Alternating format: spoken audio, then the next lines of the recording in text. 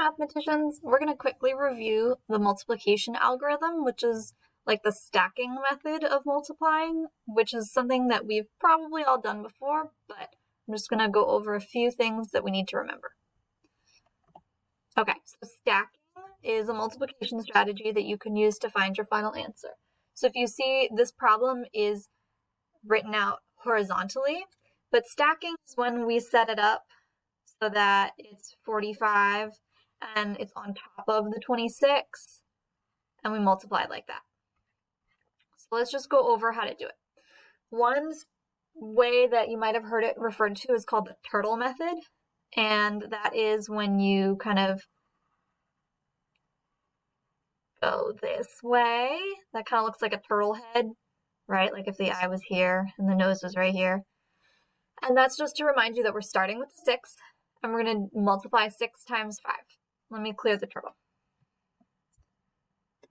We do the 6 times the 5, and that would be 30.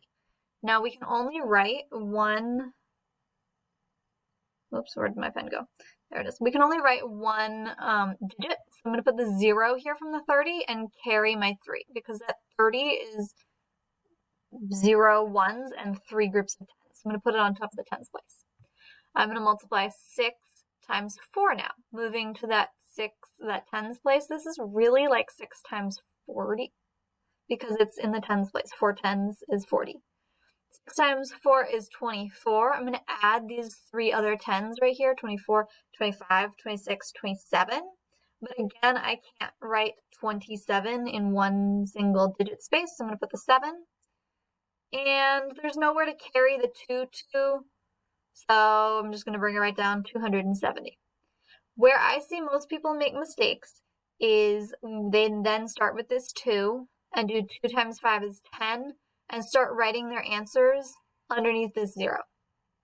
We're not in the ones place right here with this 2. This is really 20 times 5, which is 100, not 10.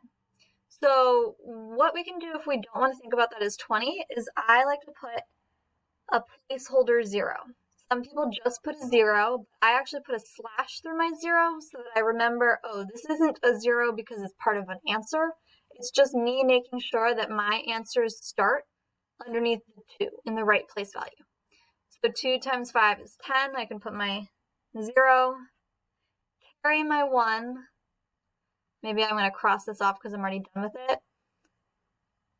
2 times 4 is 8, plus that 1 more is 9.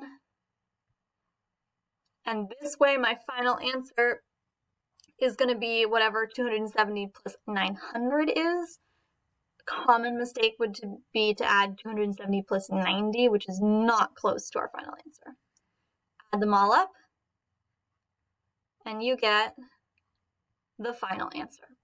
Things to remember are that placeholder 0, that's super duper important.